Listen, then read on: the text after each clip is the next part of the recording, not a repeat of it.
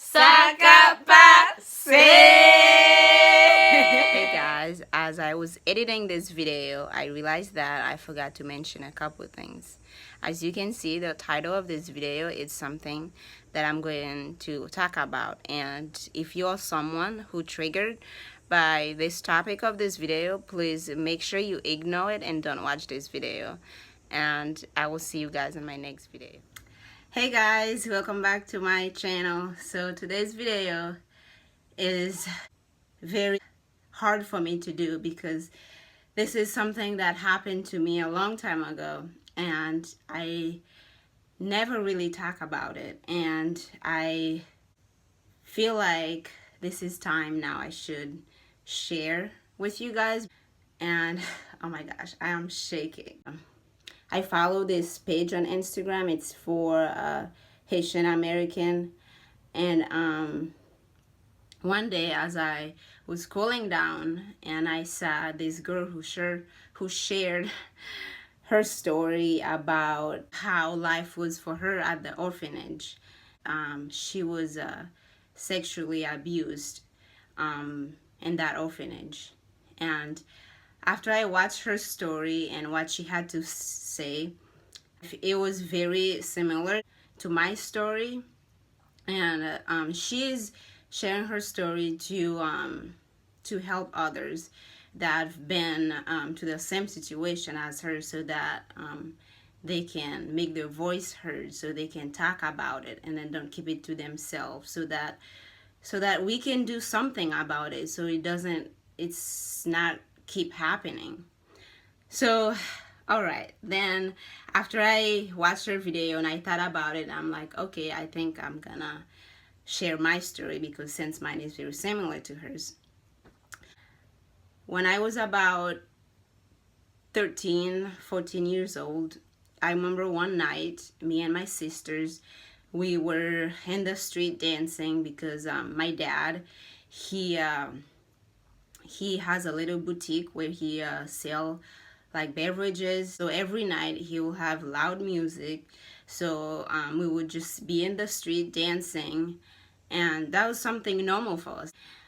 So my dad's girlfriend's niece, she was with us that night, so we were dancing, and there was this guy who is my dad's friend, and we were very close to him, and like he's not like a stranger or anything. So one night while we were dancing in the street, and he came to dance with us, and while he was dancing, and I heard my dad's girlfriend's niece scream and said, he touched my booty, he touched my booty. And then the guy just like he ran after that, right after she said that. And then my dad made us come back inside, and he said to never dance in the street again and to never dance with him because he didn't want what happened to that other girl but needs to happen to us. Oh my gosh, just bear with me because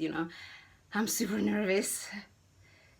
Okay, so we stopped dancing in the street with that guy, and one night he came over, and when we were my dad was at home and we had music on, and he came. We will still talk to him, like after what happened. I feel like to him it was kind of like a joke, so that he didn't take it very seriously, and my dad didn't really take it very seriously too. But after that, another night he came, then I remember the music was playing loud, and I was wearing a skirt because in Haiti we wear skirts a lot. So, and I remember I sat on his lap, and the next thing I know that he pulled he like fingered me. So then I had no idea. I didn't know when that happened, like, and then all I know, I just like screamed and I just said ow, and then pushed him, and then he ran again. And of course, like loud music was playing, like no one else heard. So then, since no one asked me like what happened, so then I was really scared. So I kept it all to myself. I never said anything. I never told my dad about it. And this man, he was about like 50 some years old, and I was like 13, 14 ish. And yeah, so like I didn't know what to say. I didn't know what to do. I just kept it all to myself because this man, he was into voodoo stuff. That stuff is very popular in Haiti. So I thought to myself, if I told my dad, he could go after my dad. He could kill my dad or me.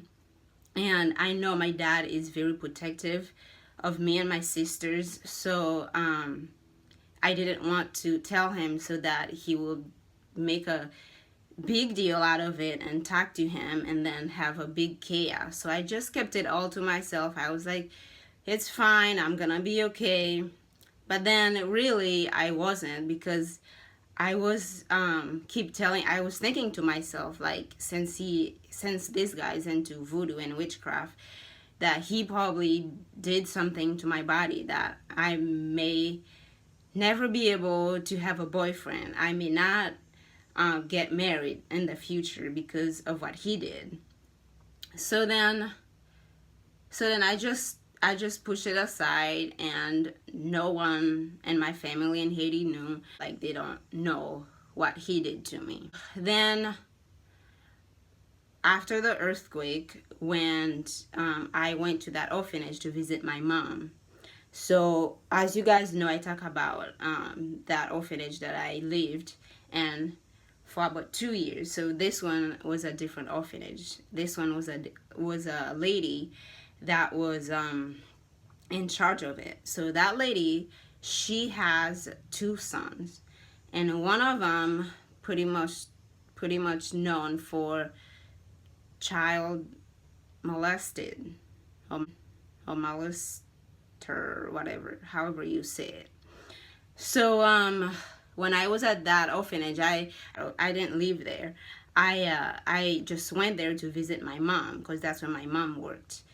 So I remember one night we were sitting on the porch, like everyone else, the kids and his mom and his brother, my mom's and my mom's boyfriend, and he was like touching me very like sexual, sensual, that's the word. And I remember pushed him, and then like no one sighed, and I was scared. I didn't make any noise. I didn't say anything, because since his mom has power over me and my mom, so I didn't want my mom to lose her job, and I didn't want to make a big deal again out of it. So I just kind of like push it aside. And then another day, I remember he like grabbed me and started kissing me, and he was like promising me like he's gonna give me money and he gonna give me a car, all that kind of stuff. And this guy, he was about probably like 26, 27, and at that time I was 14, 15. And so there was an older girl that was visiting the orphanage, and she was telling me that guy, he did the same thing to his so his aunt has an orphanage in Port-au-Prince, so he lived there. So he did the same thing, so he slept with all the older kids at that orphanage. So she was telling me about that's what he did, so this is not new. And so there was another older girl at that orphanage. She was just living at the orphanage because she was old. It was after the earthquake, so she didn't have a place to stay. But so that lady, his mom, was paying school for that girl to go to school. So she lived at the orphanage to help out, and the lady was paying for her education. But so I learned that that guy was also sleeping with her. So as like all of these things were happening, I never tell anyone anything. I never said anything, because like I said, I was scared. I feel like they wouldn't believe me. They would think that I made it all up, like I was lying about it. So so since I knew who he was, what he does, so I kind of keep my distance from him, and then he never really come close to me again. But later on, I had a boyfriend, and my mom's boyfriend was telling me how I should um I should break up with my boyfriend so I can be with that guy.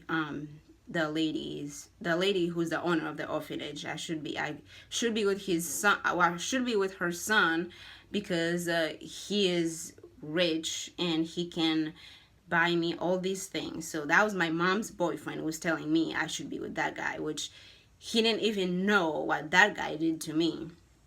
So I was like, no, you don't get to choose that. You don't get to talk to me about that stuff, because that guy, he was kind of crazy too.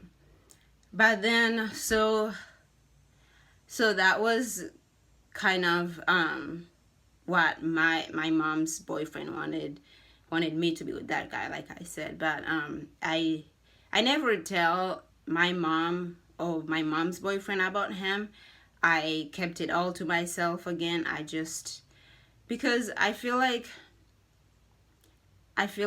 people wouldn't believe me, and I feel like I was scared, and I don't feel comfortable talking about this stuff. Like you can see, I'm like shaking. And so, but after I watched that other girl's story on Instagram, and felt like I should share my story too, because um, I want to help other people, teenagers or adults, that if you experience something like I went through, I encourage you to talk to someone. Don't keep it to yourself, because later on you're gonna beat up yourself for it. And I believe that if we talk about it, if we share it, if we letting other people know, so then we can make a change. Because if we keep everything to ourselves, then other people won't know about it, and we can't really do anything about it. So, and this is a problem. And but I'm not sharing this story to get these two guys, to get them in trouble or anything. I am not sharing it for people to like feel bad for me, but I'm sharing what I went through. And but I just want to help and encourage people to make your voice heard. And hopefully one day I can go to Haiti and maybe to some orphanages and just share my story and help the kids at the orphanage to, for them to talk about it, because I know it's hard. It's not something easy to talk about it. But I'm 21 years old now, and this happened to me when I was 14, 13, 14. So it took me a long time to realize that I should be sharing my story. I should be telling people about it. So if you guys, I would love for you guys to share this video as much as possible, because I do want to reach others to listen to what I have to say. Thank you guys so much for watching. I'll see you guys in my next video. Bye.